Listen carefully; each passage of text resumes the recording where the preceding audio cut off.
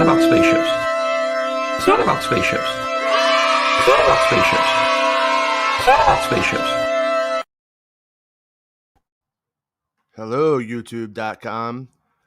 I'm Jason Ward, and you are watching the Making Star Wars show, a show about Star Wars and about whatever is going on. So today, I'm going to talk a little bit about the whole Star Wars Bad Batch episode from last night. Might have a guest today.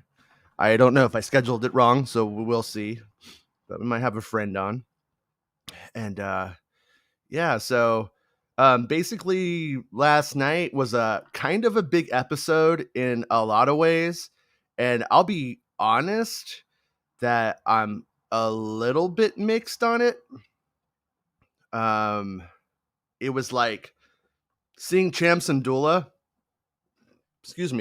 pretty rad. I'm drinking this very disgusting and overly sweet non-fat vanilla iced coffee from McDonald's, and it is not agreeing with me, but I can't stop drinking it because it's like crack. I needed the coffee today, guys. Hey, how's it going? Star Wars and Games says hello there.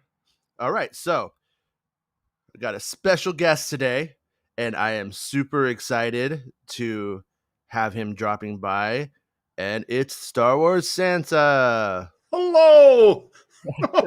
Good to see you, Jason. We've been trying to sync up to get on, and I'm happy to be here. It's been a great day. Nice. Yeah, I know. I'm like I'm so bad at scheduling things. Like I'll be like in the car and I'm like, I need to send Santa a message. I need, and then I'm like, ooh, that would be a good day. And then the kids start asking me to take him swimming and do all that jazz. And then I'm like, oh man, it's too late now. It would be rude to ask 10 minutes before. But yeah. So how's it been going? How's the show going? Oh, it's going really well. We just passed the 4,000 hours required to be monetized. So trying to jump through the hoops for YouTube to get all that stuff active. And I don't know how long it'll take, but presumably a little bit. Yeah. But no, congratulations though. That's great. I mean, that's hitting those like milestones on your projects. That's what it's rewarding. You know what I mean? It really is. Yeah. And the getting monetized on YouTube is then you get monetized, and then the bitterness sets in when you're like, cool, I got 9,000 hours. Oh, I made $80. Yeah, I've heard stories, but fortunately for me, I've got a full-time job, so I'm not looking for YouTube to supplement my income. I just wanted to supplement my hobby. So like I did a review today. Let me pull this over. Oh my goodness, we did the vintage collection Slave One. Excuse me, sir. You mean Boba Fett's starship? No, I don't. I mean Boba Fett's Slave One. It says right on the box. On the box, yeah. But so I'd like to YouTube to help fund me buying more toys. Yeah, for sure. No, I don't think there's anything wrong with your hobbies paying for themselves. I mean, that's the best way to do a hobby if you can, in my opinion. I mean, that's the way I've always looked at it. And you're providing a lot of happiness and a lot of fun entertainment for Star Wars fans. So it's like, why not? You know what I mean? There's nothing wrong with that, in my opinion. No, I'm having a great time, and we're going to do regular toy giveaways. So I'll be buying the toys, and I'll be reviewing the toys, letting YouTube pay for that, and then I'll ship them out to somebody, and somebody can have it. Right? Nice. So that I don't end up with a giant collection here, and Mrs. Claus isn't threatening. So I can just I can let those go to other collectors and let people enjoy them. Maybe somebody's got a kid and they would like to have a Slave One Boba Fett starship, whatever the case might be, right? So I'd be happy to let some kid enjoy that, so that I'm not just piling them here. Yeah. No, I completely understand that. Like that was where I came to with my collecting stuff too, was where I started to feel like I was living in a Star Wars cave of Funko Pops. And I'm like, you know what? I think Funko Pops are kind of cute. And like I don't mind like having like, oh, here's my Kurt Cobain one, or here's my Chopper, But there came a point I'm like, this is absurd. This is crazy.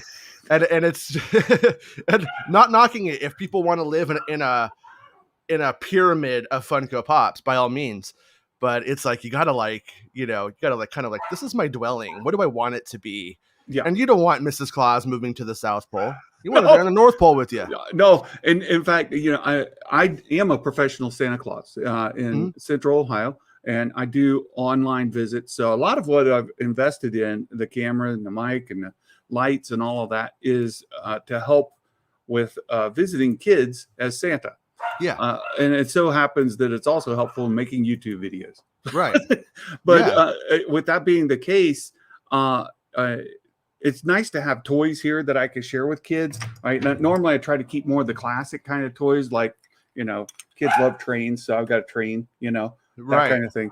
But a bunch of Star Wars toys is fine if you've got kids that are collecting Star Wars. But yeah, it's not always the case, Well, sometimes that random Star Wars toy is, they get it and they just kind of go like, I don't know what to do with this. And then at some point it just like clicks and they're like, I get it. I love this stuff. Yeah. I had a cousin like that. And strangely, we were talking about on your show, kids ask for Legos. Yep. And it was like, I was sent this Lego Star Wars book and I already had one. And I was sent like another one or something, like they sent two for some reason. And I just gave one to a second cousin. And the little boy was like, cool. Seemed like 2 years later, he can't stop talking about that book. And he's just all about the Star Wars cartoons and the Lego cartoons and stuff. It's such a different world in that way, where it's like, it's the same way I got into it. I got into it from seeing the Kenner figure, the AT-AT driver, as I've said before. But it's like, Lego is totally the way in now. Oh, it totally is. I hear hundreds of kids ask for presents every year, and the bulk of them, as we shared before, the bulk of them are trading cards, like maybe want Pokemon or Yu-Gi-Oh, that kind of thing. Every now and then I'll get a kid that asks for an actual toy. Yeah. But for the most part, it's video games and trading cards. And then some of them ask for Legos. And I get Legos, boys and girls, they ask for them on a regular basis. That is the most toy thing that I get asked for throughout the Christmas season. And then, of course, girls will ask for their Elsa and Anna dolls, things like that, Barbies. But boys are not asking for figures or for vehicles. They're not asking for Spider-Man, Iron Man, Hulk, nothing. Right? It's all video games. This week, my daughter always wanted Baby Alive. Oh, that was what she always asked for. And the other day we were cleaning up her room, and she's like, I want to put these out in the garage now. I'm like, what? You're not into the Baby Alives anymore? She's all, no. She's all, and I want a skateboard. I was like, okay. Yeah. I was like, you're a lot cooler than I was at that age, so yeah, I'll get you one. I love when they ask for hoverboards. I'm like, have you ever ridden a hoverboard? Do you know? It's kind of funny because I have. I was in 2015, and I got this newspaper to prove it. The alternate 1985 2015, and I rode a hoverboard. No, a friend sent me that. I was like really happy about it. I still haven't got. I need to get it framed. As a kid, there was this behind the scenes Back to the Future Part 2 special that aired, hosted by Leslie Nielsen from Naked Gun, and in it, Bob Zemeckis says, hoverboards are real. Just parent groups outlawed them because they're too dangerous. And I spent about 6 months just like calling skateboard shops, asking if they had ever had a hoverboard. Okay, you don't, but do you happen to have like a skateboard that looks like the hoverboard, like in the same design by any chance? And one guy was like, we have one with the DeLorean on it. And I was like, okay, I'll take it. So that was the closest I ever got to a real hoverboard as a kid. Well, now that there's the electric scooter, like, you know, the sideways, and they got the wheels on the sides. Yeah. Or you could go like Zuckerberg and put sunscreen all over your face and fly on the ocean for $1 million. Well, sure. Yeah, but I always look at the parents when they say I want a hoverboard or a skateboard, that kind of thing. I look at the parents, and the parents are like panicked. I'm like, well, you know, Santa, we make toys, and that's is there a toy you'd like? And then they'll say Legos. I'm like, okay, Legos. Legos. Yeah. So did you watch last night's Bad Batch? Oh my goodness. Yeah, we watched that this morning. Interesting episode. Very little Bad Batch. Yeah. It was almost not really, you could critique it or praise it on the merits of it was kind of a side story almost of, hey, what's going on with the Sham Syndulla family? Yeah. Right? Yeah. And I think I had one person comment this morning that it was an important story as far as what's going on with the building of the empire. Mm-hmm. It follows that story and gives us a little more perspective of going to worlds, really strong arming senators and politicians to put them in place, put them in power, and then take control of their people. So from that perspective, in the overarching story of what's going on with the empire, great. As far as with the Bad Batch, very little, almost nothing. Yeah, it was almost a Bad Batch cameo in the Bad Batch show, right? Yeah. That was where as I was watching it, I was a little bit like, I started to get the vibes of that anthology feeling that the Clone Wars had. And I was like, we haven't really had that at all in Bad Batch, and we shouldn't, because it's called the Bad Batch. And so that's where I was a little bit, I guess, critical of it. At the same time, I love the episode by itself, or unto itself. I loved seeing Orn Free-Taa back, because he is just the most gluttonous jerk ever. And see, even in the prequel films, when you see that big blue Twi'lek, you're just like, it cracks me up. And the fact that he's really evil. I mean, I could have used him being a little more evil in the episode, but at the same time, just looking at it, his design is clever and has always made me laugh since the prequels. Well, and people are asking, is he dead? Right? Yeah. He got shot. There was an assassination attempt, but he assassinated. And that's it. There are people with different opinions on that. Right. There's a book, the Lords of the Sith, or Sith Lords.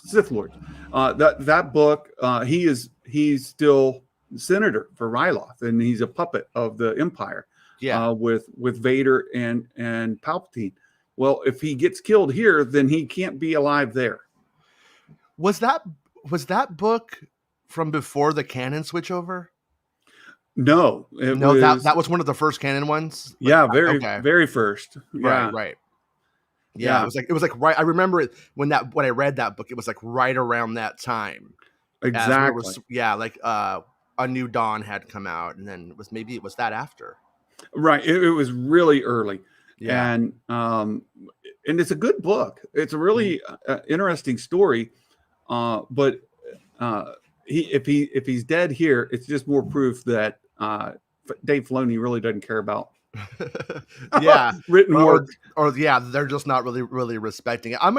I feel like as this series so far, we're like 11 episodes in, the death toll is very, very tiny. Like I've seen more stun blast in this show than I think I've seen in Star Wars collectively. Like that little circle kind of thing. Yeah. So I'm a little bit like, yeah, he might be around still. Yeah, well, there have been people who like frame by frame looked at it and said he's still breathing afterwards. Right. And they do mention the attempted assassination in the um, dialogue. So Okay. that would lead us to believe that with an attempted assassination, with him breathing, he's likely He's still still alive. around. Yeah. Yeah. Yeah. That makes sense. Yeah. Like I said, nobody seems to actually die in this one, which is because it's, I think, aimed at a younger audience overall. Yeah. A couple of just on a side note though, like the matte paintings isn't the right word because they're like digital, but the digital matte paintings in this episode, like when Hera and her aunt and uncle are going to land to meet the weapons that are during the weapons deal scene, like those exposition moments, beautiful. Oh, I've been mentioning the lighting, the way that they use lighting. And I noticed it really in the last episode when they were on Raxus, the sunlight coming through the trees and the way that the leaves were casting shadows was stunning. And then follow it up here, and we have different environments. You got them like what you were just mentioning. In the lighting from that is like from a moon, and so it's more of a white and it's subdued. Yeah. And then you see it like Omega and Hera on the Marauder, and the lights coming off the instrument panels. And then you see them in sunlight. You see them like all of these different situations where the lighting changes and the shadows are cast is visually stunning. And the scores too. Oh, wow. Yeah. Yeah. Really good. Yeah. Kiner rocks. It's Kiner, right? Who's doing these ones. Yeah. Still. Yeah. Yeah. And I think that when it comes time for awards this coming season, that several of these episodes, this one included, Ryloth, the Raxus episode for me was the pinnacle, but this episode as well, and perhaps the next, because we have Rescue on Ryloth coming next. Yeah. Right.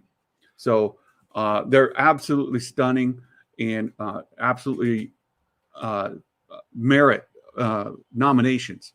For sure. No, yeah. As far as like I mean, I'm able to look at this show and be like, I'm a uber Star Wars fan who likes this stuff way too much for an adult. I'm able to do that and step aside, and go like, my kids watch cartoons. And when you look at what this does, I mean, even since the Clone Wars, it's pretty much been the case too. But it's like when you look at what the show does compared to your average like young person's show, it's well beyond the call. They go much further than they have to. Like in Rebels, they tried, I think, the Disney side tried to temper that a bit. You don't need to go that far. And then I think they learned a lesson that, oh no, a bunch of 40-year-old men are watching this and they're pretty pissed that you're not. So I think that changed it up for them. And that's true. They fixed it. Even with Resistance, where they tried more of a combination with like anime, it didn't really work. Like you said, a bunch of 40-year-old men rejected it. Yeah. I still thought that was more in the right way, going the right direction after Rebels. I was still like, take that over the Rebels look. Yeah. But the Clone Wars and where they've taken Bad Batch, because Bad Batch, like if you look at the aesthetic design, Clone Wars started out as a Thunderbirds tribute with painted wood. Everything had like you could see the brush strokes. We've now completely moved away. We've taken the Clone Wars look, but dropped the Thunderbirds, the wooden puppets idea, and it's better for it. I love how crazy it is that Clone Wars did that. It's wacky. Well, but it at is the same time, but this looks so good. I'm not complaining. Oh, I completely agree with it. Like, it's almost stunning to go back to watch those early wooden puppet shows. Yeah. And you see like Padme and her arms are, they're wooden, her hands look literally like somebody, moving a puppet around. Yeah. Yeah. It's Team America World Police. It really is. Essentially. In the movie, the Clone Wars movie, when you watch, there's some like shots that are supposed to be like really sweeping with like Ahsoka and Anakin walking, and her legs are just like, I could do that. I think I could rig that. That's how I felt about it. What did you think about the interactions between Hera and what's her name?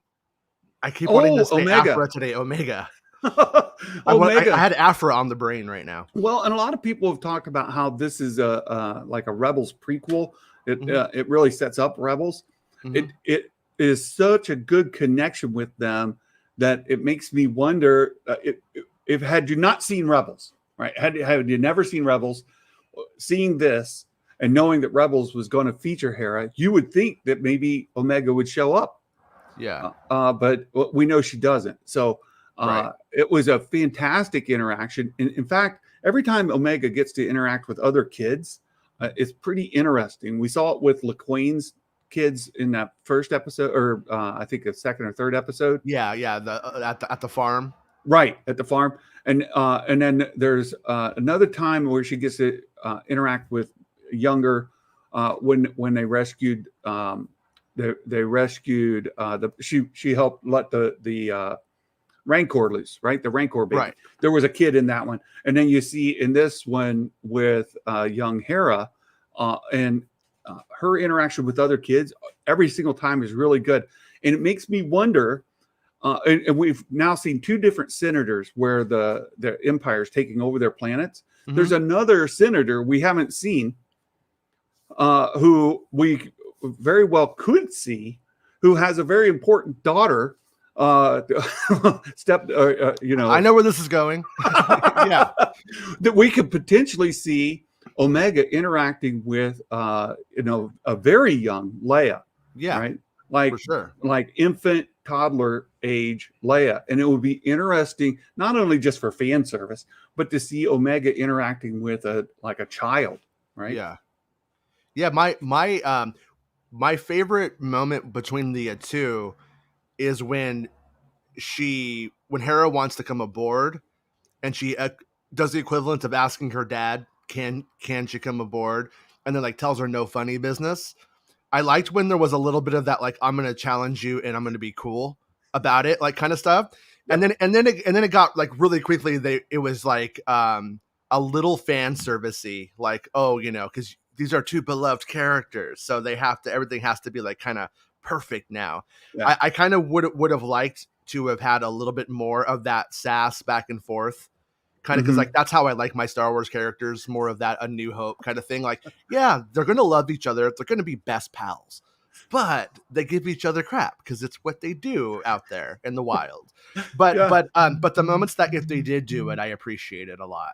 Oh, I loved seeing Omega interact with Hera, and just to see a young Hera, and unfortunately, we know what happens to her mother, and it's very likely to happen in next week, right? Yeah, and it sets her up on the path that, to go to where she's in Rebels, part of that resistance. So, I think that we're likely to see that and see more of Hera's story and how tragic it is.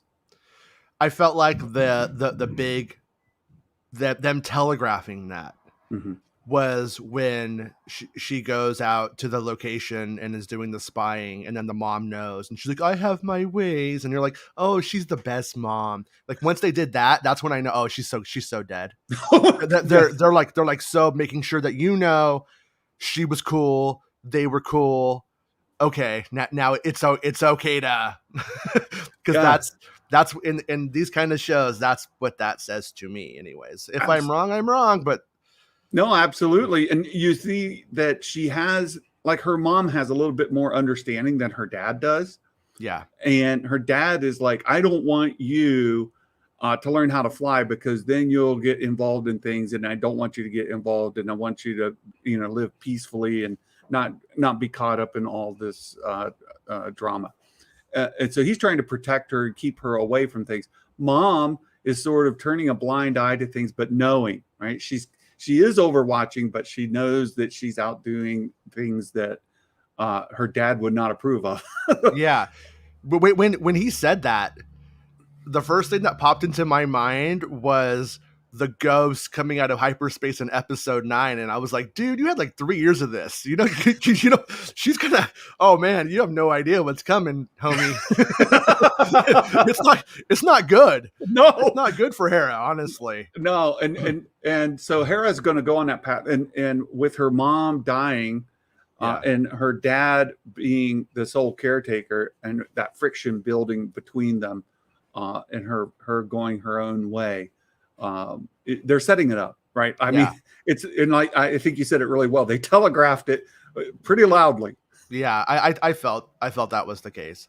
Yeah. The other thing that I really liked, because I used to do this as a kid in class while I was supposed to be paying attention, was using your hand as a spaceship and looking up at the sky or whatever is in the foreground and using that. I also used to get pencils and be like, this is my Star Destroyer, not paying attention in class whatsoever.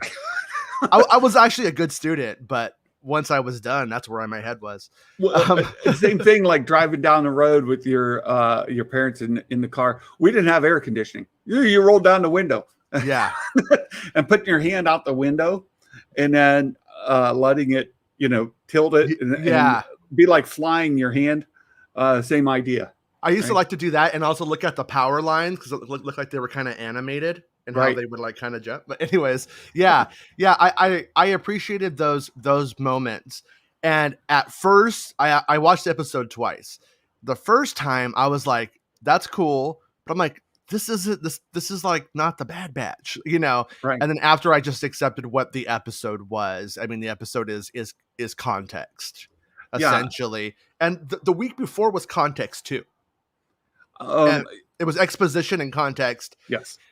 And so we're clearly seeing leaders like Cham and that other nutcracker looking dude from last week who's going to make a great Star Wars nutcracker if they ever make one.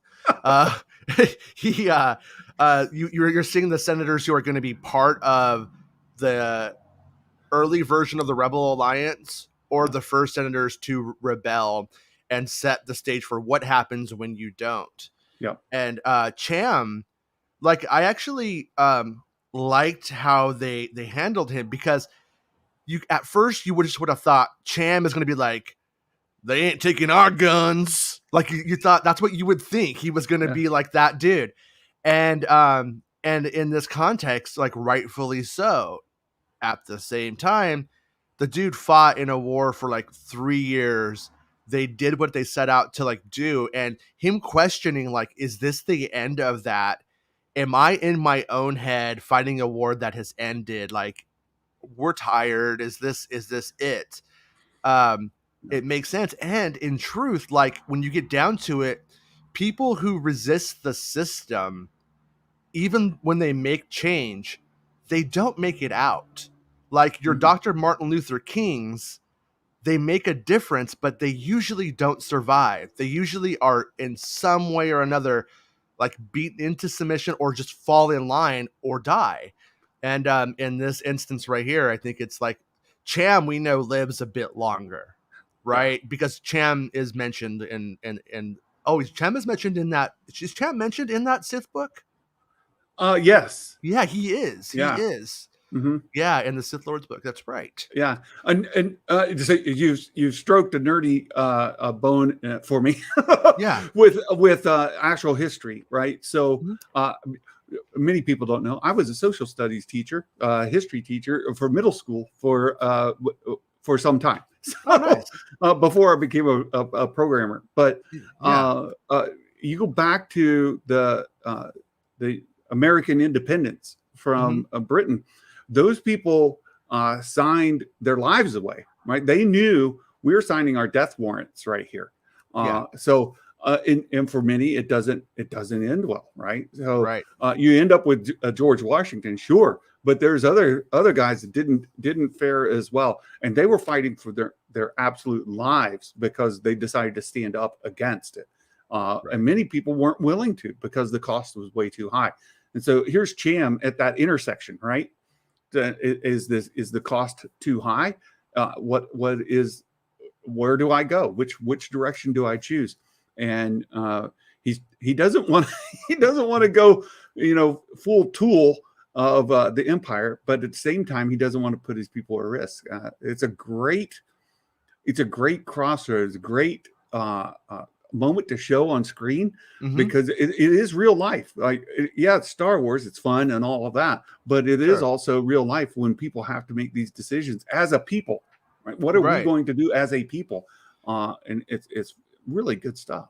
Yeah, and even just as a person, when you consider it, even and in history, but even just as a person, like if Cham was just like a Han Solo, it's like, sure, me and my hairy friend will join you, we'll help you out, but he has like a little kid, and he has a, you know what I mean, he has a little kid and a wife, and it totally changes in a way what he's putting on the line and why he would try to play ball at first. You know, and so yeah, I'm curious to see if are we going to see Cham and Hera a lot more beyond this arc of the show, or is this setting up kind of where future Star Wars stuff is going to go and just kind of filling in that the backstory for, you know, what's going to happen with Hera in future shows and the Ahsoka series and stuff. So this sort of asks a question of you. How many seasons might we get of the Bad Batch? There's rumors of a second season or more, but there's no confirmation of it. Have you heard anything that would lead you to believe that there would be a second season in the works? Yeah, I heard that that Bad Batch was a guaranteed 2. And not, I don't know if it was designed to only be 2 or but it's supposed to be a 2-season show from what I understand. Excellent. So yeah, not necessarily big, huge news or anything like that. But when I was talking to a friend about it, they were under the impression that there was going to be at least 2 seasons of the series. Well, we know next week is Rescue on Ryloth, and so to your question about Cham and Syndulla's, we know we're going to get one more. Yeah, Cham and Hera will live beyond. Mama's not going to do so well, but beyond that, there's only 5 episodes left. There'll be only 4 after that. How much room is there to feature them this season? Whether we could use them next season and have them show up more and see more of the decisions these senators have to make, the decisions these politicians have to make as the Empire sinks its teeth in even further. Yeah, what's like so interesting about this show juxtaposed to the Clone Wars is the Clone Wars was always anthology, so the timeline was always scatterbrained, and for the most part until like the later seasons, and then you would have like, oh, here's your 2 to 4-parter episode, and they just kind of happened. This one's been a season with the same characters for the most part, you know, in every episode and featured in some way. So is this show going to just give us like a 3-parter towards the back end and that's the end of the season? Or are we going to see a culmination of all of this stuff, like amount to something big at the end? Right. I obviously feel that if they need to wrap up Crosshair. Oh yeah. Yeah. And I feel like Crosshair's demise is as certain as Hera's mom's. Mm-hmm. I think he goes out one of 2 ways. He either fights the chip in his head to save his brothers, so to speak, or they put him in a corner and say, don't do it. Right. We've seen that kind of trope before where somebody's at the end of a barrel and they're saying, don't do it. Don't make me do this. Right. Fighting my programming. Like William Shatner style almost. Well, almost. Yeah. and at the same time, making his brothers kill him. Right. Yeah. Because he can't not. Right. So, and they can be crying and there'll be tears. It'll be a big emotional moment, but they have to kill him so that he doesn't kill them.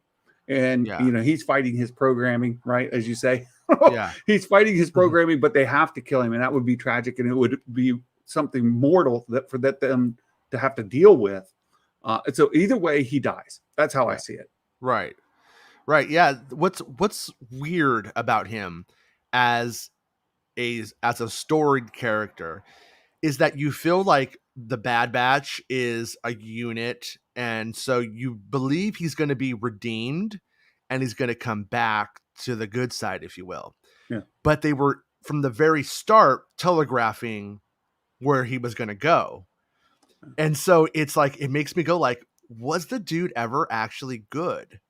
You know what I mean? Because he kind of like they don't. There's not really like a good moment. I think they should have given him one early on.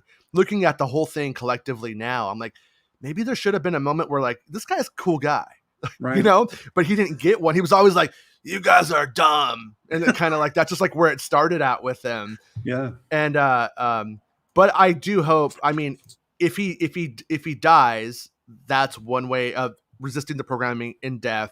And then once again inspires the Bad Batch to have to honor their fallen brother who was manipulated into this horrible situation. Yeah. On the other hand, you have, and the show's not high drama, so I don't think this is as likely, but it's still possible, is that he does come back. And then unlike when, what's his name turns and he's like, oh, sorry, I did that. I don't know. And she's like, it's cool, man. Like instead of going like that route, it's actually like I actually have to contend with the fact that I did some horrible things, and some of it might not have been my programming, because sometimes I kind of seem to go beyond the Call of Duty on some of that stuff. You know, they do up the volume to a Spinal Tap 11 in his brain, so there is that. But well, that would be fascinating if they would go that direction, though, and you get to see him struggle with that post, right? Yeah, that would be fascinating. You make me want to make me want to hope that he doesn't die, but I think he is. But it'd be a great decision if they decided not to and let us see that really mature theme of dealing with exactly what you described. Wow, that'd be great. Rant, to go off on another tangent, do you think we may see a reverse Attack of the Clones, in that do they want to start making clones from Omega to fight the Empire? Do you think it could be going that way? Well, I do know that. I mean, it's very clear that the oh shoot, I just lost their names. the cloners, the Kaminoans. Right? The Kaminoans. It's very clear that they want to create clones from Omega, and I think their goal at this point is just to keep getting paid. Right? Yeah. Like, we're losing our revenue source. But it would be interesting if they find themselves in a situation and they would say, we could use this to help fight back against the Empire. I think we're not going to see that, obviously, because of where we go into the original trilogy and Rebels and all of that. But it would be neat. It would be neat to see. I just don't think it's going to. Yeah, because I would like to see them do, like, for instance, if the Clone Wars is World War II, you could do Korea. So to speak, you know what I mean? It doesn't. Not everything has to be the most huge, most notable war of all time.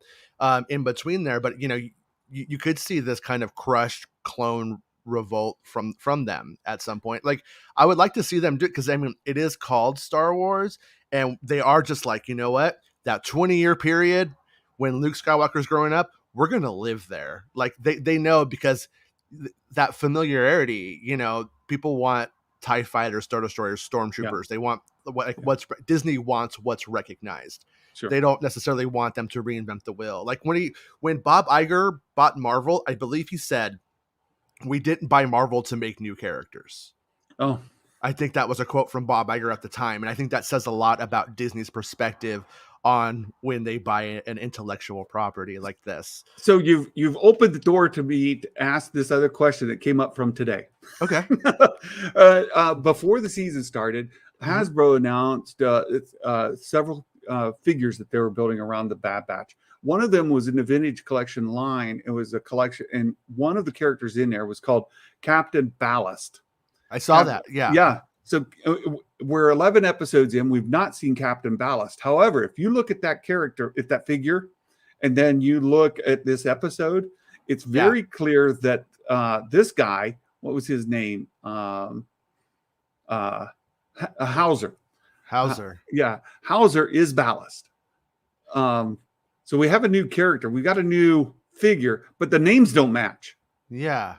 It's a fascinating. We're 11 episodes in. They built this figure for some reason, right? Lucasfilm had to tell them, here's the lineup, right? Mm-hmm. They don't. Hasbro just didn't randomly come up with a new character, new figure. No, that it doesn't work that way.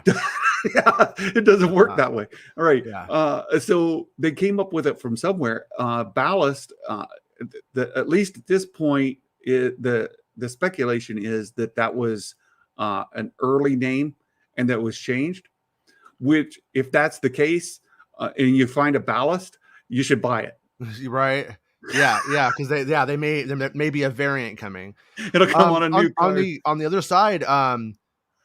Could his name be Hauser Ballast? Like, could he? I mean, that could be a way out of it for them. It could.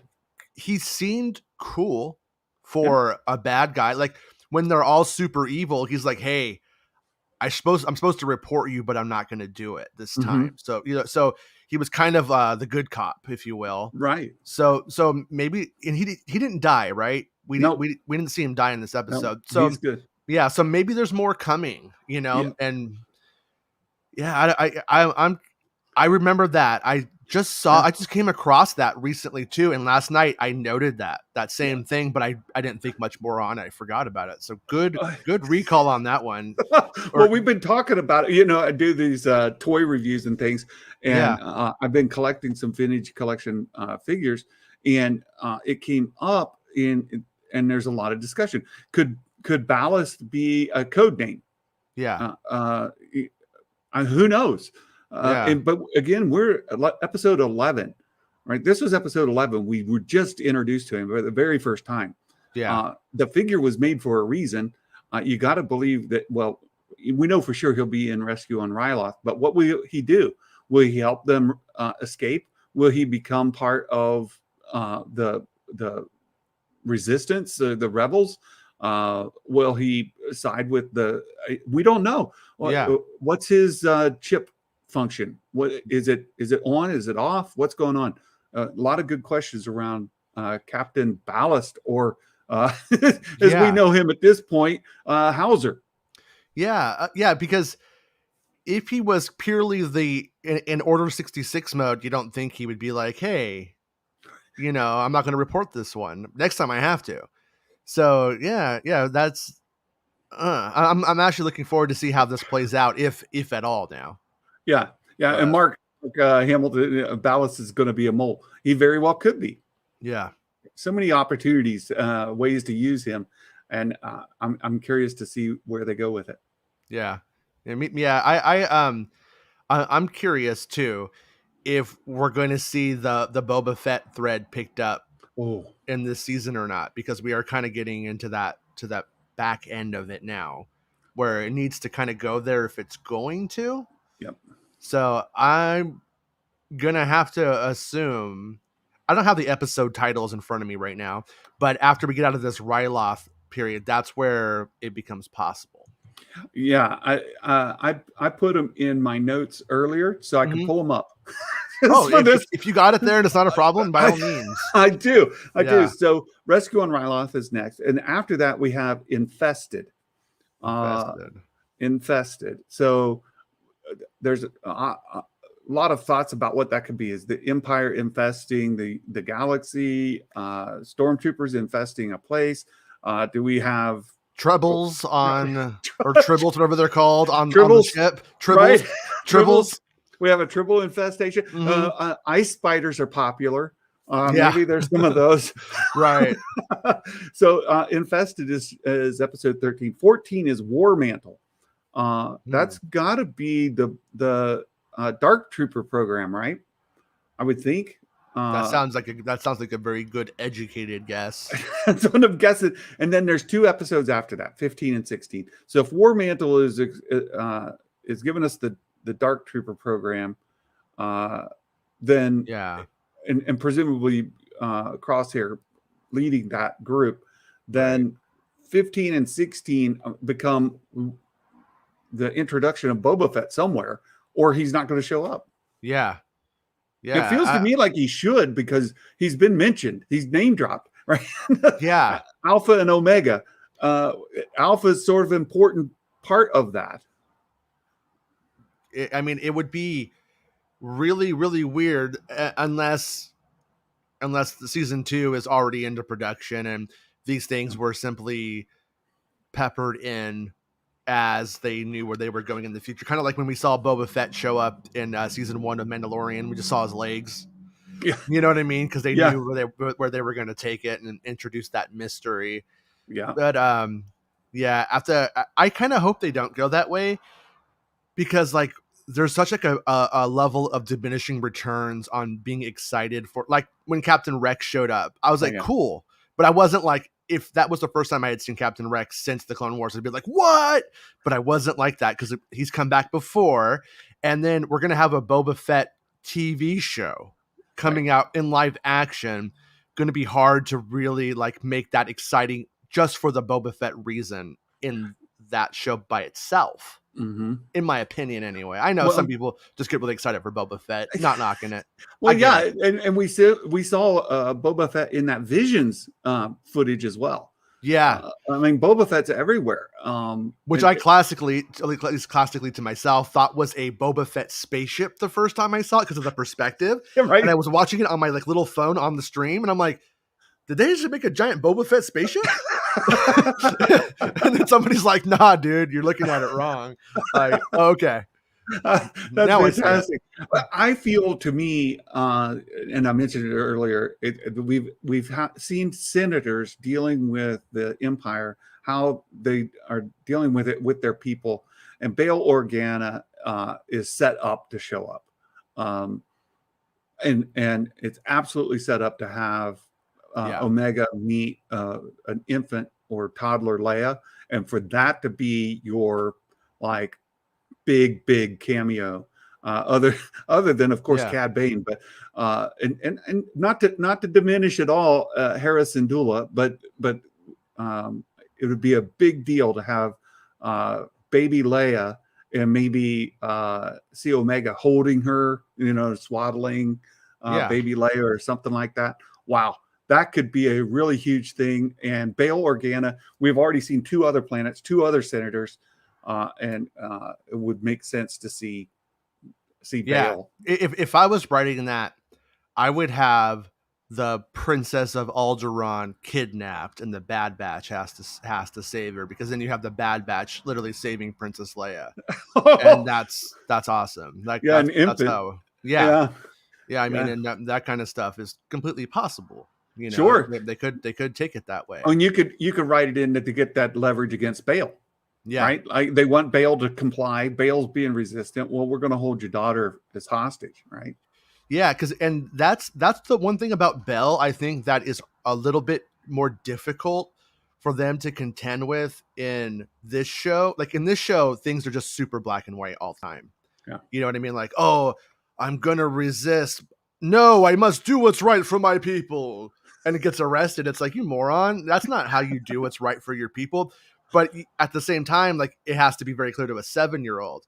Right. Bell is working in the Rebel Alliance, making it happen, and is still in the Senate. Like he's blown up. He's still like, they know he's doing that, but they haven't been able to nail him. And so it's going to be a little bit harder to show Bail Organa in the series how they've shown other senators. They're going to have to they're going to have to almost stay away from that I'm a senator political side, and almost just go right to the underground rebellion stuff, and him being like, I'm doing this in secret. I think they're going to have to depict it differently. Well, they would definitely have to do it differently, because he's got to protect that secret that he's holding. Right. So if they're trying to exert pressure over him as senator, like they have the other 2 in the other 2 worlds, and they're going to go to Alderaan and try to hold him, he can't reveal that he's part of the Rebel Alliance. He can't give himself away. At the same time, he's got to try to push back. At the same time, he can't, puts him in a bit of a pickle. It is very different than the other 2, and even from Cham, right? Yeah. He'd be in a very different situation. I'm up for it. I just don't know if they'll think that's too much fan service and if they wouldn't do it. But Park Outdoors posted that Leia did show up in Rebels. So, and if this is a pre-Rebels kind of show, maybe. Yeah, it's possible. I was just when you were talking about that right now, I started wondering if they will recontextualize Leia in the sense that like when you think about it, like obviously we know the development of Star Wars went Luke Skywalker, Princess Leia is going to be his girlfriend. I mean, Lucas wrote ridiculous scenes with Luke as Anakin pinching her butt when he meets her and just off the wall stuff. Yes, no joke.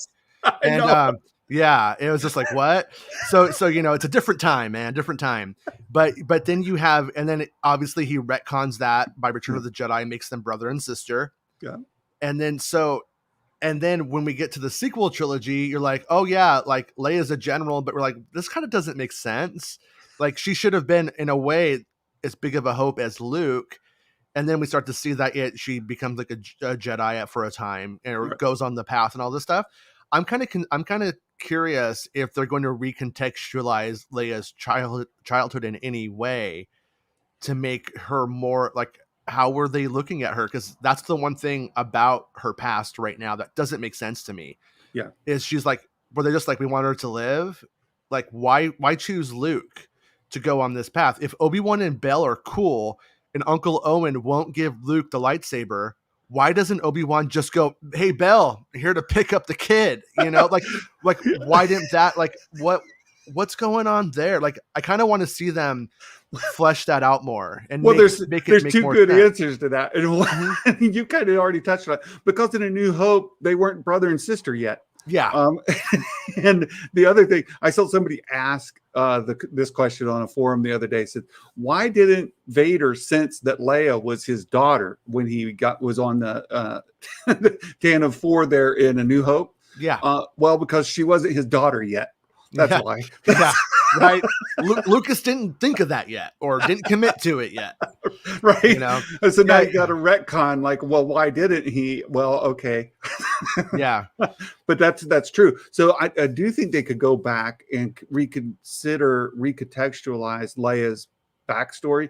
Because even if you read like Leia, Princess of Alderaan, and the other novels that in the post Return of the Jedi era, she's kind of in a pickle. Like, is she a princess? Is she a politician? Is she a rebel? And she kind of gets pushed in the direction of rebel. And the Jedi thing doesn't come until Rise of Skywalker, right? But so we get an opportunity here to try to maybe set up some of her childhood. That'd be interesting to see. Yeah. Yeah, like that's how, like, with even like one of the things that Rise of Skywalker made me like better about The Last Jedi was I was at first not super down with Leia's spacewalk. Oh, yeah. It wasn't like, it didn't break it for me. I just didn't love it. I was like, whatever. And then I was like, I could have done without it, maybe. You know, that's kind of how I felt about it after I first saw the film. Yeah. And then when you see what where JJ did take that, I think that was one of the places I think JJ made that part better for me.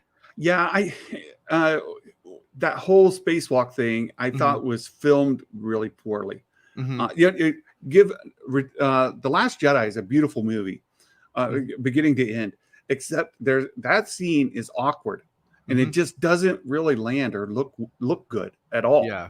And I feel like if I'm going to criticize, I'm a huge fan of The Last Jedi, by the way. I love the sequels, but if I'm going to criticize The Last Jedi, that's the scene that I criticize most, just because Ryan should have reshot that. That should have been done differently, right? Because it just didn't land very well. But then I was appreciative after Carrie Fisher tragically died that hey, at least we got to see her do something, right? So I could live with it just by saying at least we got to see, and why she didn't pursue that more. Why Lucas didn't pursue that more, why they didn't like lean heavy into that is really good questions. Yeah. And that's one of the weird things about 7 is like, they don't really give you any, in 7, there's no answer. You're just like, here's Leia doing what she always does because you like what Leia does, so she's doing it, And but yeah, when fans go down the route of like, why didn't he sense it was his daughter? It's like if that breaks it for you, you can fix it for yourself. Like if I was writing the book on that one, I would be like, oh, she reminds me of Padme. And then he goes down her Padme rabbit hole. He's not like, this is my daughter. He doesn't think he has one. So then it takes him down a rabbit hole that's painful that he doesn't want to go down. It's super distracting. He gets really annoyed. Take her away. Solved for you. You know what I mean? That you got it right there. If like there, that kind of stuff you could like easily fix when it's like that mystical thing. Because if you have a supernatural worldview, and I have a lot of friends who do, you end up going into this like route where it's like, yeah, I sense like I had this premonition, I had this dream. I didn't understand it at the time. And it's like, there, you know what I mean? That like, it's like, and if you take that path in real life, I guess you could say, like people I know who believe who they have like psychic abilities and who have at times had like weird premonitions about things where like, that was weird that you did say that. And that kind of did happen. But when you have that kind of stuff, it's like, it's not always clear. No. And it's not an exact science. It's a vibe. And Star Wars plays on vibes. Yeah. Well, and you've touched on it a couple of times. Really, really good during this conversation that they're bringing in real things that happen to real people.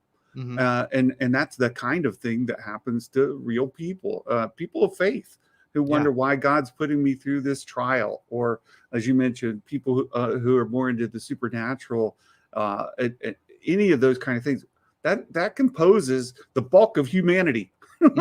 Right. And to consider those kind of themes in something that's a space fantasy is pretty cool. Yeah. There was a time when George Lucas was talking about how religions like to say he was writing about their religion. Yeah. And then I think I could be misquoting this, but I think he called himself a Methodist Buddhist or something like that. Yeah, that was what he said he was. And it's like, and so when you get down to it, it's like there you go. Like it really is by design doing that just that. It doesn't pretend to have the answers either. I don't think. No.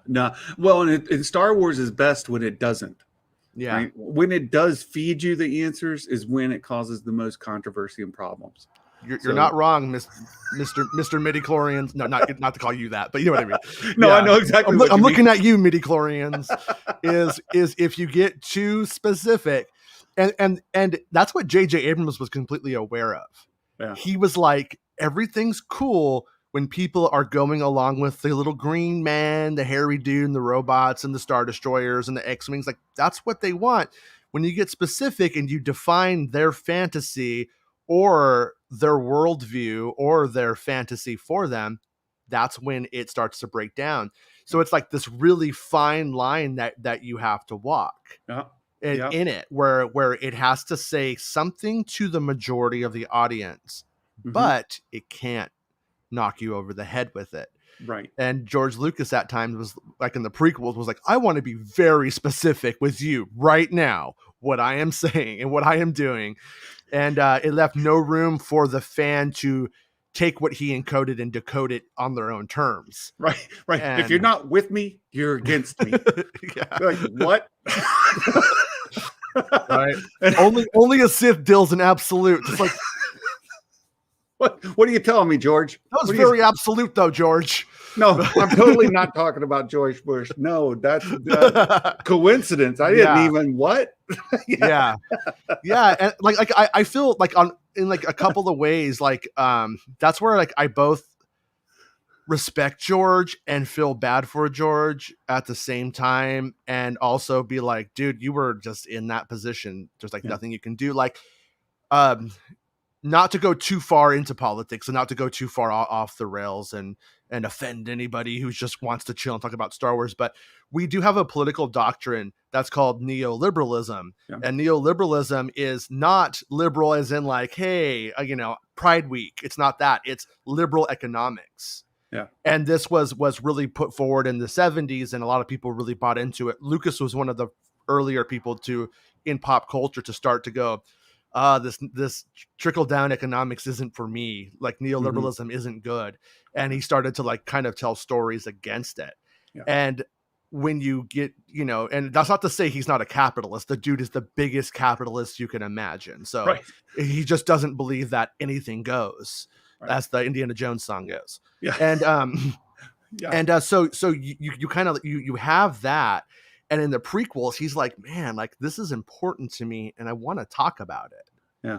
And he starts to feel like the responsibility to use his platform to deal with that stuff. And unfortunately, he did not find a way to do it subtly.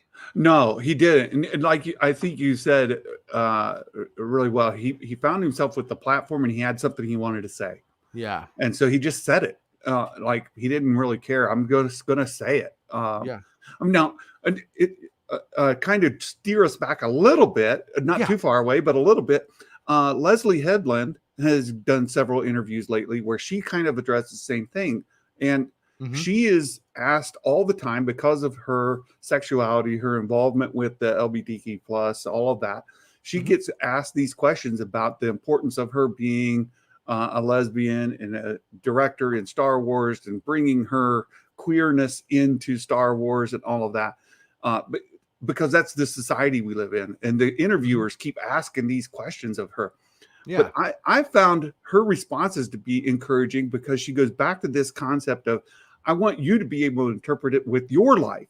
Right? I want you to be able to see.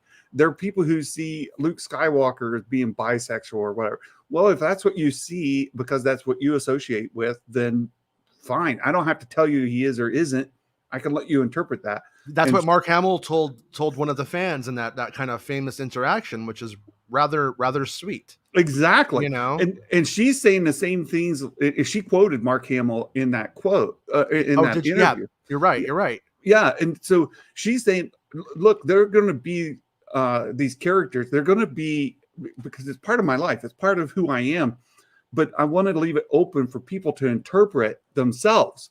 So rather than forcing their sexuality on you or forcing you an interpretation of their sexuality, she wants to leave that open for people to be able to associate with wherever they happen to be. And I admire that in her, that she's at least conscientious of it. How she executes on it. Will she do it subtly as George did in the original trilogy, or will she just blatantly put it out there like he did in the prequels? Right. Yeah, I have a feeling, just a feeling, but that it will be in the subtext. Yep. And it will allow for people who can't necessarily handle it to look past it. Maybe, some of them are just going to want to find it. But the people who don't want to confront it won't have to, but it'll probably be there in the subtext. Yeah. And I think so too. Yeah. And that's what I think can be really, really good about Star Wars itself. Like as a story, is that like Star Trek pretty much says it. Yep. Star Wars implies it. Yep. More than, and Star Wars is in a way a little more conservative on that front, at least until more recently, I think. Yeah, I agree with you. And and you can even say that about like Reylo, right? There are people who have built this whole romantic relationship between Kylo Ren or actually Ben Solo. To quote Reylos more accurately, I have some friends, very good friends who are Reylos, but Ben Solo is the low part of that. So Rey and Ben Solo, that romance between them, they can see it very clearly. They think the story is structured very, very tightly. And how can you not see it? There are other people who reject it outright and say, you people are off your rocker. I haven't, I don't see that. But that's when Star Wars does Star Wars good. They use poor English. But is when it lets people see Reylo or not see Reylo. If they let you see Luke Skywalker as bisexual or as heterosexual, right? That's when it does it best, and it doesn't force it on you. And I'm hopeful that Leslie is conscious of that. She seems conscientious of it, and she seems to want to honor it And I'm really, really excited to see the Acolyte and how she executes it. It looks fascinating to me. Yeah, yeah. I had a friend, or I have a friend, I should say, who we were talking about Raylo one time, and she was super into fiction, and she knows she's like a fiction wizard. Yeah. And so we would talk about like what are the implications, what does it mean? Yeah. When the episode 9 trailer came out and we saw Ben Solo or Kylo getting all wet, and he's like, oh, like I thought, like I personally thought he looked dumb, and I laughed. Like my reaction was, looks dumb. And then she was like, you know, when we started talking about Raylo and that came up, and she's like, because that's not filmed from the male gaze. That's filmed more from the female gaze, or, you know, or depending on your sexuality, your Adam Driver gaze, if you will. And I was like, you're right. You're totally right. Because if that was Natalie Portman in the Buck Rogers outfit with waves crashing over her, it would be not funny to me. Right. So it would I be completely, super hot, right? Yeah, I totally, you're right. And that's one of the things I think to the credit for what a sausage fest the directors were on that saga, and how much it was related or women related to it for a lot of different reasons. I guess it was really good that they did get that right. You know what I mean? They did do that. So yeah. Qui-Gon asked a really good question. And I know I struggle with his name too. I listen to your show every day. Much as possible. But Qui-Gon asked, I don't see what they imply about the bisexuality, but they asked, like, I'm not part of that whole community, but they did ask that question to Mark Hamill, and that's his response. So I don't know where that comes from. Yeah. So Star Wars in game, because we've been ignoring chat, I'll try to get to some of the chat here. But just listening to some of my band's new mixes, but had to pause to watch this. Ooh, that's congratulations, by the way.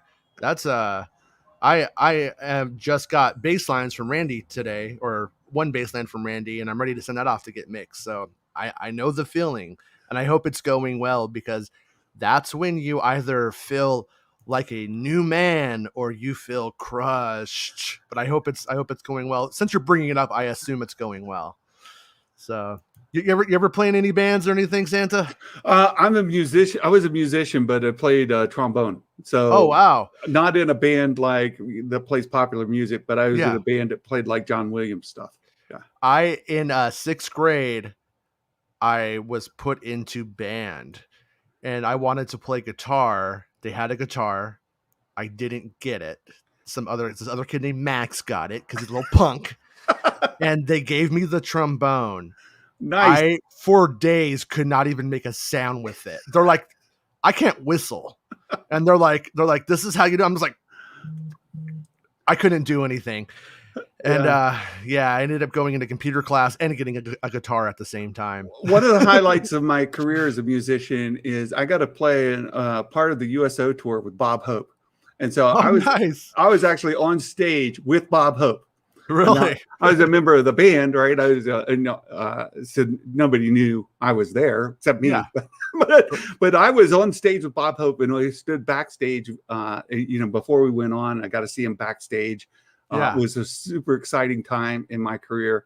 I've been at the right at the top there, playing trombone professionally is a career. So yeah, I was doing an total site veering off on this one, but I was doing an ethnography on restaurant workers for a research firm. And while I was doing it at the restaurant, Edward James Olmos showed up. Oh, and that guy, I gotta say, like, I'm a Battlestar Galactica fan, like his other films too. Yeah. Fan of the Zoot Suit Riots, like it all.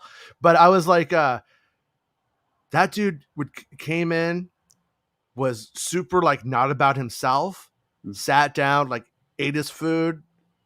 People started noticing it was him. Guy went into the kitchen, shook everybody's hand. Super awesome. I hope that they bring him over. They like to bring over Battlestar Galactica, the old Sci-Fi Channel actors all the time. I want to see Edward James Olmos brought into Star Wars. Sorry, that was that a would be completely veering off the side thing, but that would be cool. that's That what would I be would cool. do. But yeah, he's great. He is. We've got Katie Sackhoff already, and Yeah.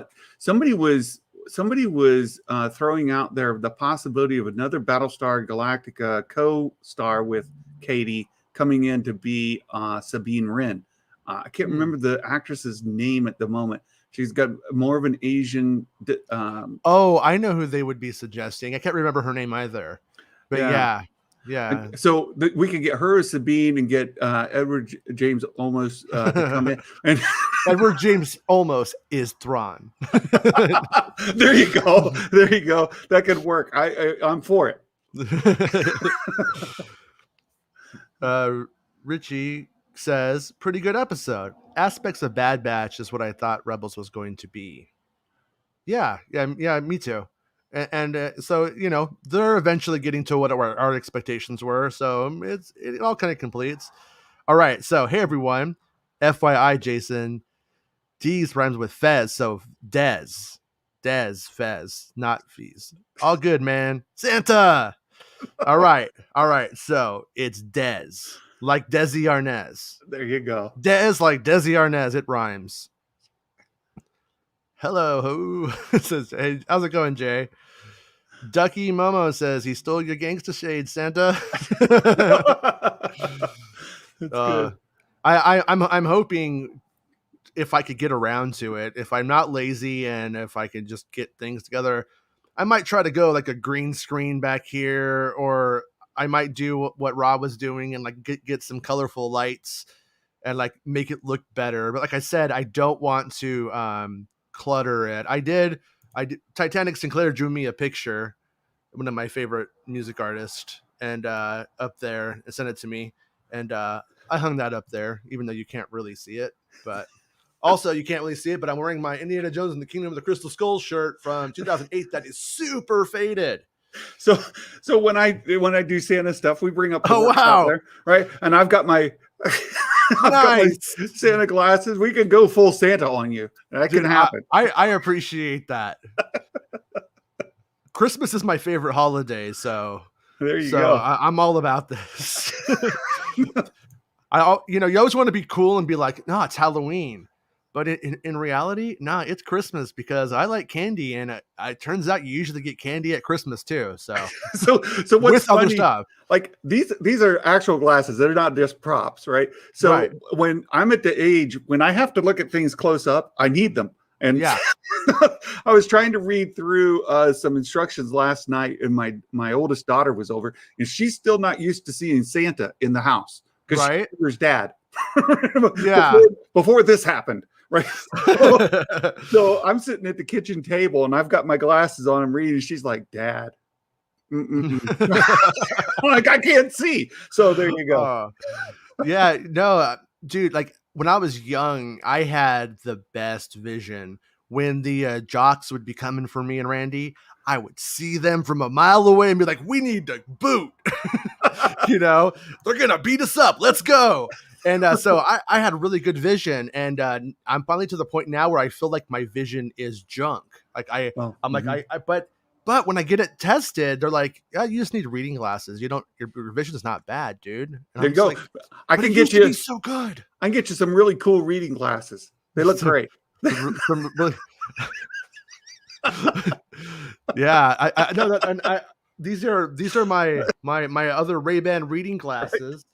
But at the same time, I'm trying to light this new camera I got, and I cannot do it. I don't know what I'm doing, but it is too bright. Like if I do this, like I start turning into Robert De Niro. I'm like, it's too bright in here. Really good De Niro, by the way. Mike Porter says, hello. Hey, Mike, how's it going, dude? And so sorry that we ignored the chat, but we're having a good conversation today. So best two Star Wars YouTubers coming together right here. Thanks, dude. Yeah, I always enjoy having old Mark Hamilton in the chat. He's always has really good comments. Mark's a great friend. He's helped me out a lot. My channel wouldn't be where it is today without a lot of his help. Yeah, it is nice. Like the people that we've had in chat who have been so like chill, wanting to have good conversations, and supportive. I really appreciate it. I really can't thank you guys enough. Like, especially today, like I get to hang out with Santa. So like that is awesome unto itself. And on the days when Santa's not here and I'm by myself, you guys are what give that instantaneous feedback. When I used to do the podcast, it was fun, but it was also like always a little bit weird because like you do the episode and then I didn't mix it down. Randy would mix it down, and it would be like days until it came out, until it was like ready to go out. We would go out on Monday, we'd like record it on Friday, and it was just like strange. I loved having this instantaneous. Here's that name that you can't recall because your brain is broke or whatever, you know? Yeah. Reefer Man Review says, "Hey, just subbed. I don't know why I haven't before now. I've heard so much about it from Santa there. Hey, how's it going, dude? Thanks, man." Yeah, Wayne is a good friend of my channel. He's a good guy. Is he? Does he have a channel too? Because I will sub back if it's he does. He does music. He's got Reefer Man music reviews and movie reviews. So he's got I think two separate channels tied to that Reefer Man. Oh, I love that. I'm music is that's my Star Wars is most of everything, and music for me is all the rest. So I completely am into that. By the way, Reefer Man, I don't know if you have like a specific genre of music, but Saint Vincent did a Metallica cover for like a Metallica cover album with like a bunch of like pop stars doing it, and that Saint Vincent cover, it's better than the original one in my opinion. And that I'm not like the craziest Metallica fan of all time, but I like Metallica. It's a good time. I'm all about Whiplash from the first record, but hearing Saint Vincent do it, unexpected, and I dug it. So Park Outdoor says, "Hello, Michael." So I like how everybody says hi to each other in here. Yeah. So yeah, so well, okay. Mark asked another question in here, and he brought it up. I think he asked you about it the other day, and you didn't have a real clear answer on it, but it was about the casting of Sabine. Okay. Or he was actually asking about Hera. There's an actress that has been cast for The Mandalorian season 3, but we don't know what she's been cast as. And so how do we know that she was cast? By the way, this escaped me. Do you recall? If it's a big deal, you don't have to. No, it was in one of the scoop kind of of folks, and they'll put it in chat here in a minute. But yeah, he was asking about it, and so Sabine and Hera are the ones that have been speculated on. I got to go back and see. Mark will put it in. I'll wait for Mark to put it in chat. That's the easiest way. Okay. Yeah. Yeah. No worries. Yeah. Yeah. I'm both. It's weird. Like, I really want them to. I want them to dig into Ahsoka's character like really deep. At the same time, I don't want that show to become guest of the week. So I hope whatever the premise of the show is, it really like it's just strong onto itself. And it does seem like based off of what we've seen her doing, it's sort of hit list on one hand. I'm dealing with these remnants, with these loose ends. I actually found it. Bespin Bulletin. If Bespin says it, it's on. No, okay. Yeah. Well, Bespin Bulletin, they put it on that. Where is it here?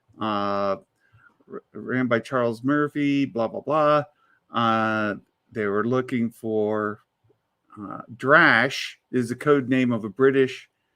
Looking for casseroles of Drash, code name is British.